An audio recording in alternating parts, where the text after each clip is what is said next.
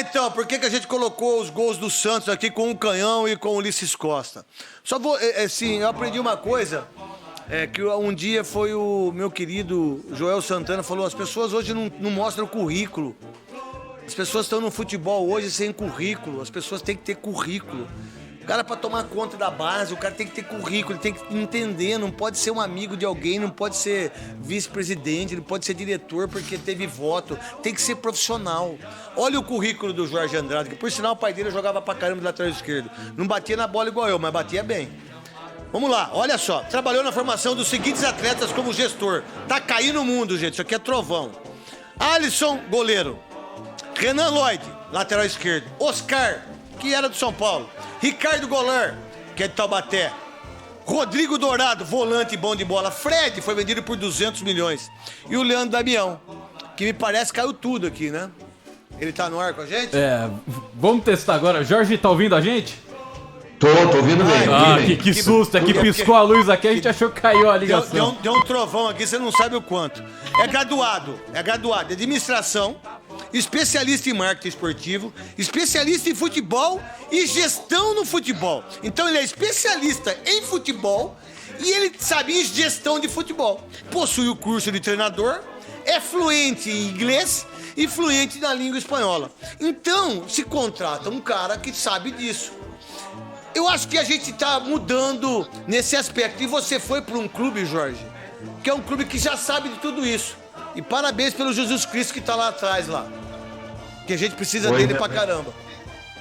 Oi, Neto. Boa noite, boa tarde, boa noite aos amigos, os ouvintes. Prazer estar falando com vocês. Exatamente, tem um crucifixo lá atrás, né? A gente tem muita fé aqui na Sala dos Santos. Também tem uma foto que é um símbolo lá atrás, né? O Robinho dando aquelas pedaladas, um momento histórico do clube.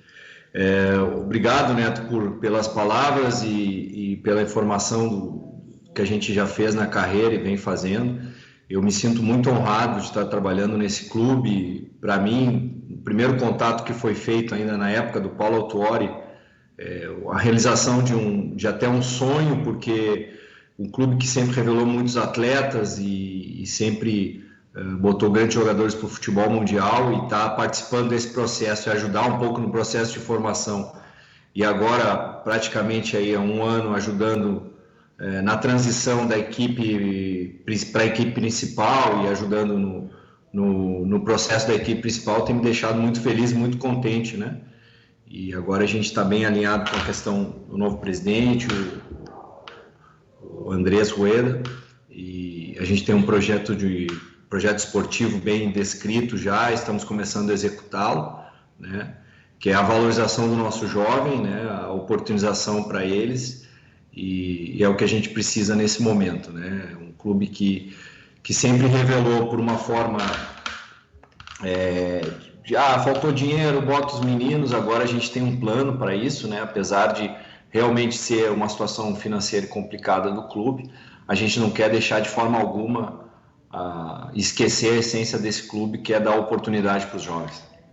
Jorge, tudo bom? Boa noite, Gustavo Soler, obrigado por atender os donos da bola aqui na Rádio Bandeirantes. Daqui a pouco eu quero abordar essa situação financeira do Santos, mas você já falou a respeito da utilização dos jovens jogadores e, querendo ou não, você também, entre aspas, foi revelado pelo Santos, né? Porque você trabalhava nas categorias de base e, assim como os jovens jogadores, tem a oportunidade agora de chegar ao profissional para gerir esses atletas e também o departamento de esportes do Santos. Queria que você falasse exatamente a respeito dessa situação. Como foi a sua transição das categorias de base para o profissional do Santos e como hoje você faz esse seu trabalho na gestão do clube?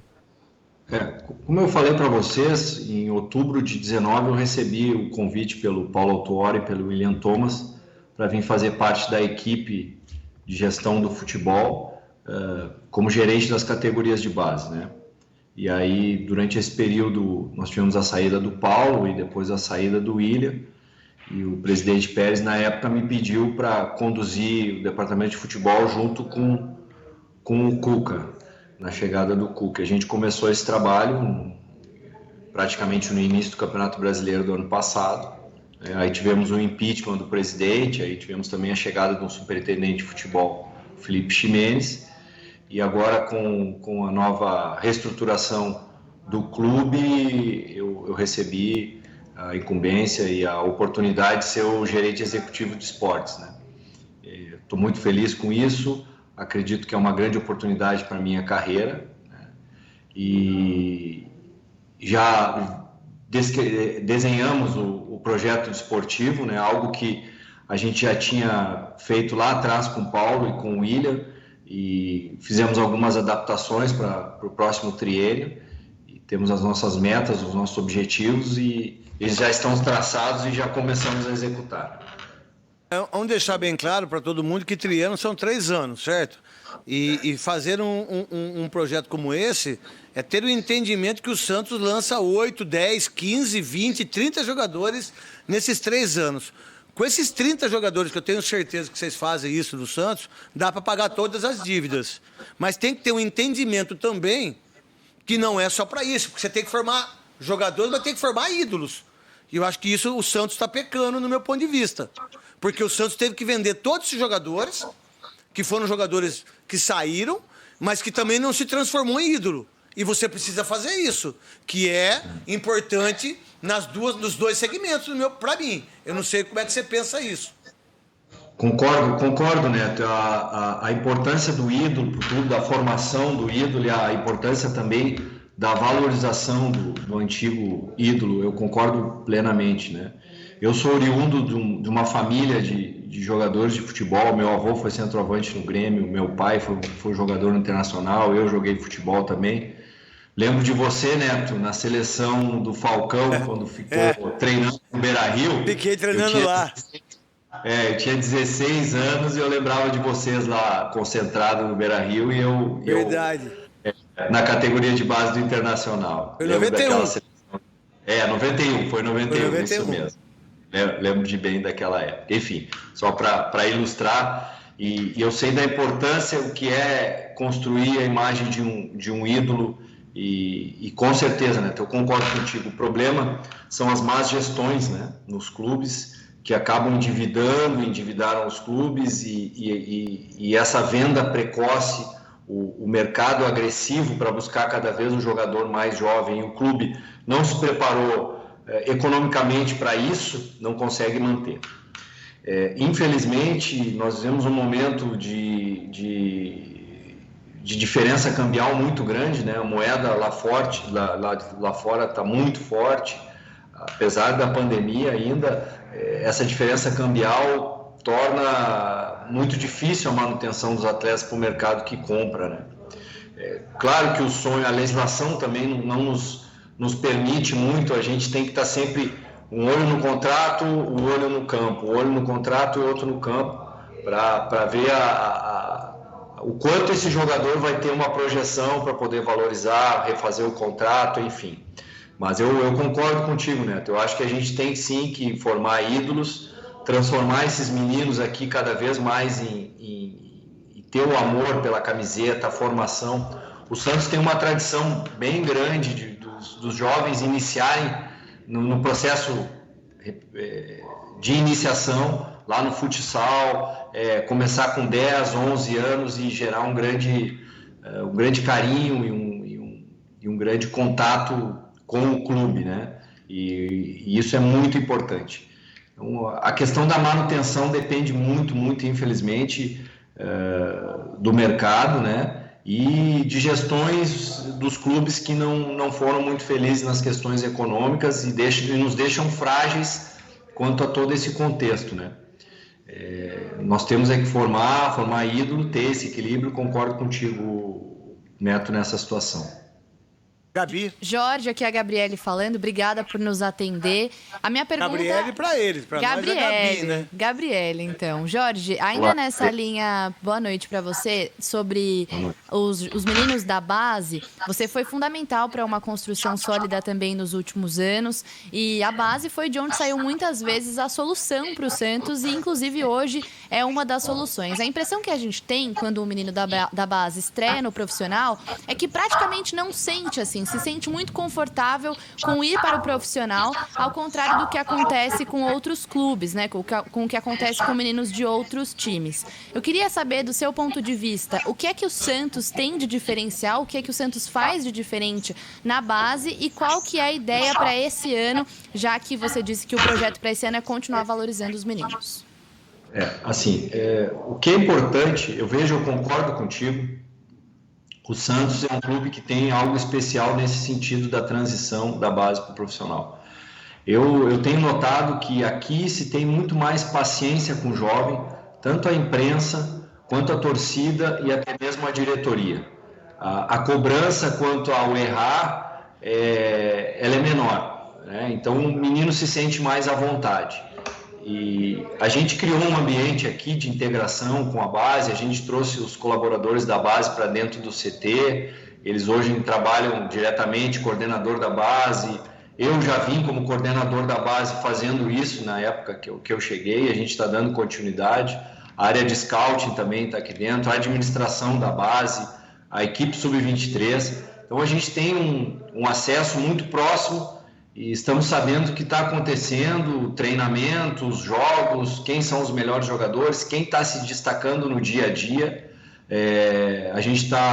Eu, por exemplo, eu assisto o treino do profissional e ao lado está treinando a equipe B e eu estou vendo como os meninos estão lá. E logo em seguida tem o sub-20. Então a gente tem uma integração muito grande de estar muito informado do que está acontecendo e quem são os atletas que vêm se destacando.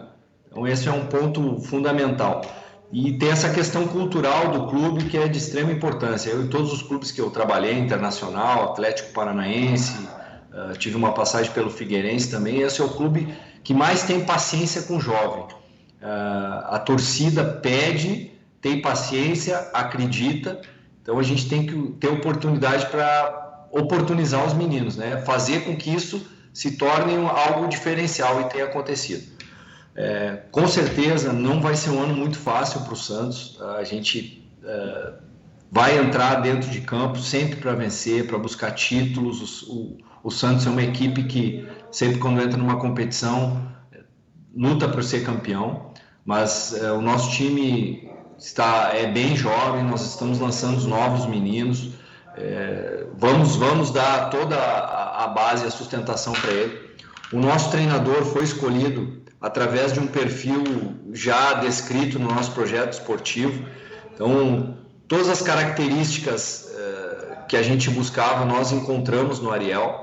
Tá? Um profissional que tem muita experiência e sabe trabalhar com jovens, entende de processo e metodologia de treino, ou seja, ele tem um treino que evolua os jovens, que os jovens melhorem a sua performance e, por que não, também os jogadores experientes. Sim. Ô Jorge, desculpa, quando você falou disso, quando vocês pensaram nisso, teve algum treinador brasileiro que se encaixava naquilo que o treinador argentino ele tem? Porque a gente sabe que ele é jovem, né? Ele tem 60 anos só, mas ele tem muita experiência na base. Algum treinador brasileiro se encaixava nesse perfil que vocês pensaram em relação a isso?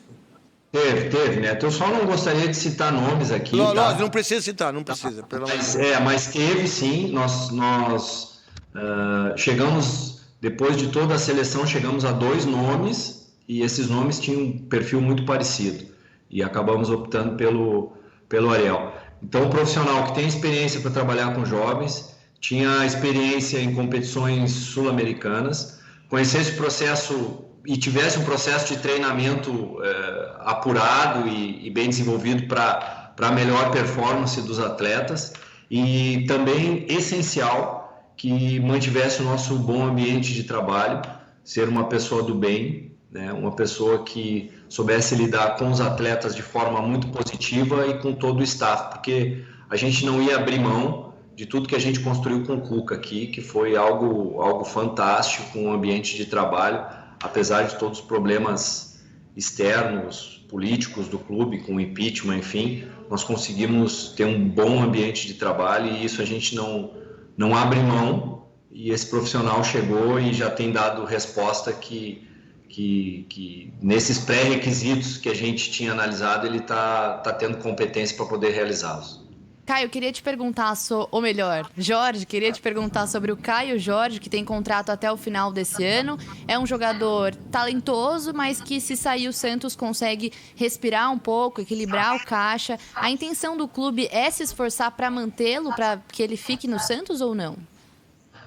A gente não pode dizer que não precisamos de receita, né? Precisamos sim, o clube vive uma situação muito complicada e a gente sabe que as maiores fontes de receita dos clubes são as vendas dos atletas, né? E se tiver que acontecer alguma oportunidade, vai ser muito bem analisada pelo presidente. O presidente e essa gestão têm se mostrado muito transparentes, são excelentes gestores em suas carreiras. É o pessoal que eu tenho observado que veio para o clube para organizar e para tornar o clube administrável, né, de uma forma muito transparente, muito séria. A gente tem reuniões de rotina e isso tem comprovado o quanto eles são, apesar de serem políticos amadores, né, quanto eles são profissionais e estão querendo profissionais no sentido de fazer as coisas bem feitas, né? Tem mostrado isso muito. Então, acredito que se chegar alguma oportunidade vai ser muito bem analisada, né? Eu concordo com o Neto, o nosso sonho seria manter esses meninos aqui por anos até o mercado absorvê-los mais para frente, mas infelizmente é uma realidade que a gente nesse momento está muito difícil de acontecer, né? Por tudo que vem acontecendo, por problemas financeiros e pelo mercado também ser muito agressivo cada vez mais aos nossos jovens, né? Então, eu acho que se vier alguma coisa, o presidente vai analisar com carinho, vai ver e vai tentar manter o que é melhor possível para o Santos, né? E o equilíbrio entre receita e ter os melhores jogadores vai ter que ser sempre bem pesado nessa balança. E, Jorge, até em cima desse ponto, né? O mercado muito agressivo, principalmente com jovens atletas do futebol nacional e até por conta, hoje, da desvalorização do real em comparação ao euro. O Liverpool publicamente já fala sobre uma sondagem em cima do Ângelo, jogador de apenas 16 anos de idade. O Ajax também já monitorou a situação do João Paulo. Chegou alguma coisa oficial desses clubes por esses dois atletas ou por enquanto só foi um monitoramento para esses clubes entenderem as situações do João Paulo e do próprio Ângelo? Pelo que eu sei, a informação que eu sei é pela imprensa. Com certeza esses clubes hoje, a área de scouting é muito evoluída no mercado europeu. Eles monitoram tudo o que está acontecendo. Existem ferramentas hoje de análise que a gente não precisa mais viajar e sair olhar em loco, e sim através de várias ferramentas que existem, eles monitoram através disso, né? Os nomes que tu citou são grandes ativos do clube.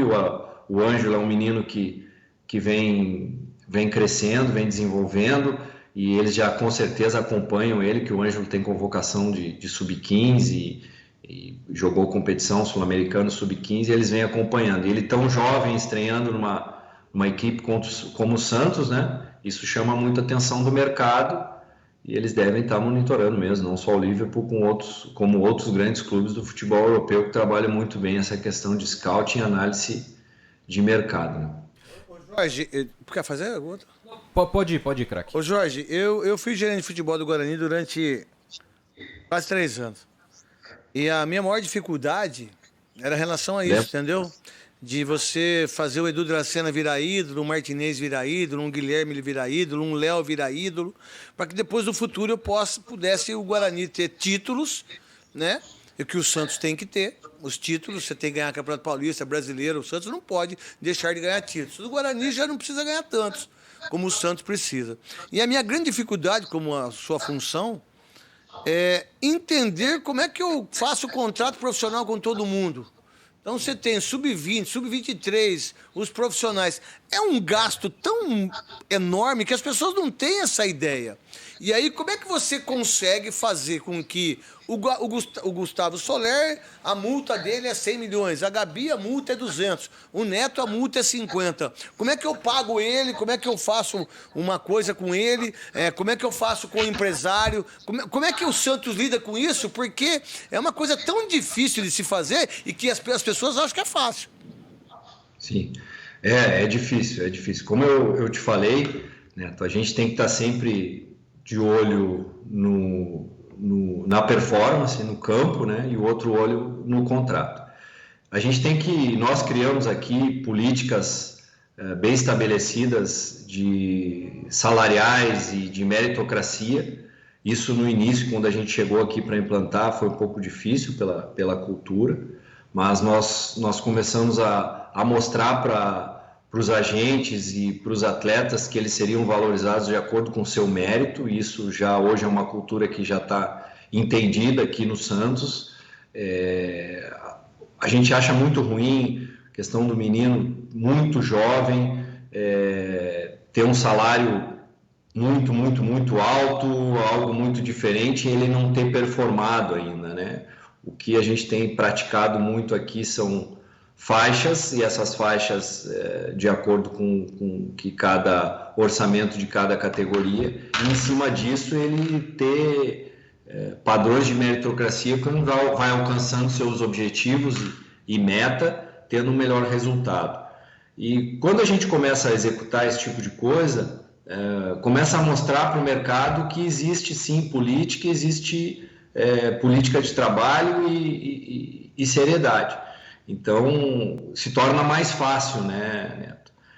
Claro que sempre se entra em negociações quanto numa renovação, com parâmetros de multa. Por isso que é muito importante a gente conhecer bem quem é o atleta, o que ele tem de projeção, né? Então, não é o Jorge, é um grupo de pessoas aqui que trabalham, tem a área de scouting, o próprio coordenador da base, hoje o Felipe Gil, o Everson como coordenador da área de scouting me ajudam muito e me dão esse apoio, e toda a parte política do presidente também tem muita confiança no que a gente vem desenvolvendo. É complicado, porque você pega jogador aos 16 anos e ele faz um contrato no máximo de 3, né? Pela legislação brasileira, aliás, aí ele arrebenta com 18,5. Exato. Aí o que eu faço? E aí, falta 1 ano e meio para terminar o contrato, ele está com assédio de todos os da Europa, ou você vai ter que fazer um contrato com ele diferenciado. É difícil, A gente tem que rebolar aqui. A gente tem que estar sempre antecipando projeção. Então, por isso que é muito importante o acompanhamento e a análise de performance do atleta, o que ele vem produzindo, né? E sempre olhando a questão contratual. Mas é isso, a gente tem... Hoje nós somos... desprotegidos quanto a uma questão de legislação dos jovens. Eu acredito nisso. No Brasil... E se mudar a lei em relação a isso? O clube ser muito mais... A verdade, essa lei ela é muito boa para outras pessoas, mas devia ter um bom senso em relação a isso. Um bom senso... Na minha opinião, seria interessante se a gente pudesse fazer um contrato de 5 anos com o menino. A partir dos 16, nos daria mais tranquilidade. Lógico. Até os 22. Seria melhor. Esse contrato de 3 anos dificulta bastante, bem na faixa de transição que ele está indo para o profissional. Então a gente tem que ter muito cuidado com isso. E Jorge, até em cima desse... É um desafio, sim. Desculpa te interromper, Jorge, mas até em cima desse ponto, o Caio Jorge pode sair de graça do Santos exatamente por conta desse encerramento de contrato, ou como ele ainda não teve uma renovação contratual como jogador profissional, o Santos recebe alguma coisa mesmo se encerrar o contrato e infelizmente não conseguir a renovação? Olha, o presidente está tratando isso de forma muito, muito eficaz, ele tem se esforçado muito nessa questão de renovação do Caio, mas o Caio é um exemplo que eu falei para vocês. O Caio fez um contrato de 3 anos, que era um contrato possível a ser feito. Em 1 ano e meio, ano ele já começou a jogar no profissional e quando vê falta um ano para acabar. E quando você vai começar a negociar, falta 1 ano e meio e 1 ano e está no fim do contrato.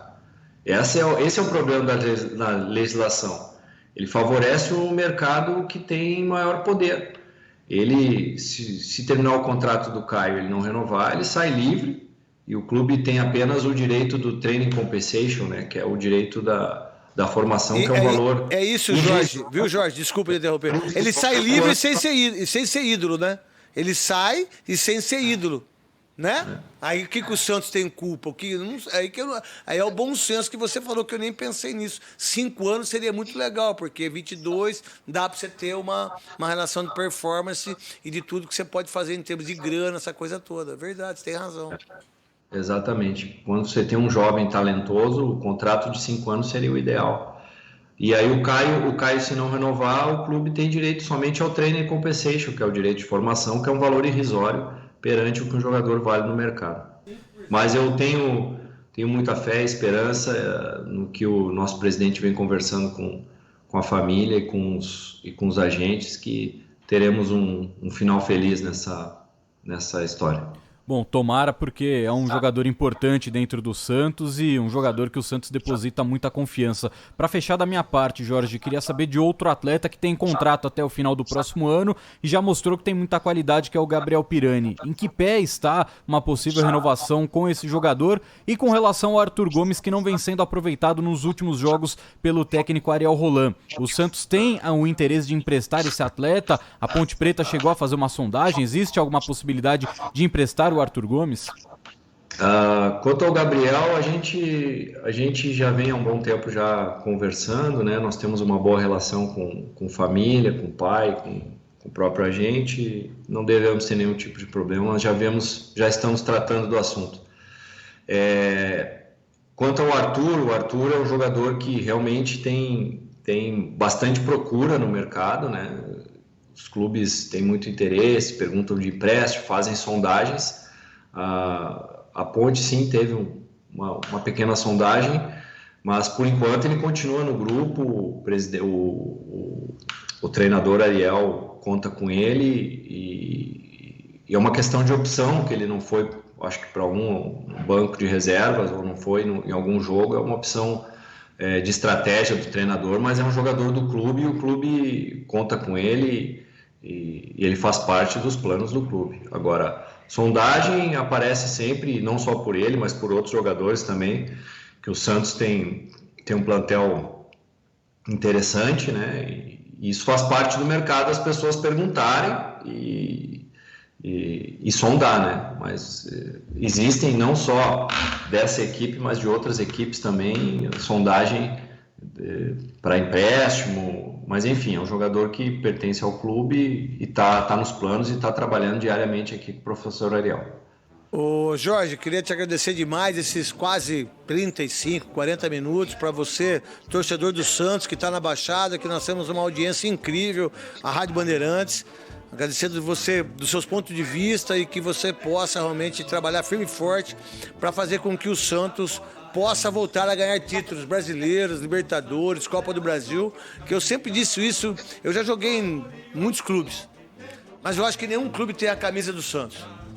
No mundo, falando a verdade, no Barcelona, Real Madrid, Corinthians, São Paulo, ninguém tem a força da camisa do Santos. Só que as pessoas têm que entender isso aí dentro e fazer com que o Santos possa realmente voltar a fazer tudo aquilo que sempre fez, né? E eu desejo tudo de bom para você, para sua família, e se cuida aí, tá? Obrigado, Neto. Obrigado pela oportunidade de a gente estar falando um pouquinho do trabalho, tá? E realmente eu concordo contigo em 100% quando tu fala do poder dessa marca, né? Eu não sou de São Paulo, eu sou lá do Sul, e a gente que é de fora valoriza e sabe o poder dessa marca no mundo, né? Quando a gente chega aqui, fica muito orgulhoso de trabalhar aqui. E cada dia que a gente vem para cá, cada vez mais motivado e buscar melhorar cada vez mais esse clube. E a gente tem uma expectativa muito boa e muito grande quanto a essa direção. Repito, o presidente Andrés e sua equipe de colaboradores estão muito focados em arrumar o clube administrativamente, em deixar o Santos administrável, que as coisas sejam bem feitas, de uma forma muito transparente, muito séria. A gente tem uma expectativa muito boa quanto a isso, e com essa organização a gente começar realmente a voltar a ter títulos, né? Porque você só vai conseguir ter um resultado quando você tem projeto, e esse projeto é executado e ali na frente vai acontecer. Cito exemplos de clubes que tiveram conquistas porque tiveram um projeto bem executado. Não é à toa que o Palmeiras, campeão da Copa do Brasil, campeão da Libertadores, até fez a final com a gente, já vem há alguns anos ajustando, arrumando, mantendo profissionais, às vezes algumas trocas de técnico, mas enfim, vem buscando algo e está tendo resultado. E o Santos está se organizando para isso e vai se organizar e voltar a ser um clube de conquistar grandes títulos, com grandes ídolos e cheio de meninos da vila. Obrigado, viu, Jorge? Fica com Deus aí. Obrigado.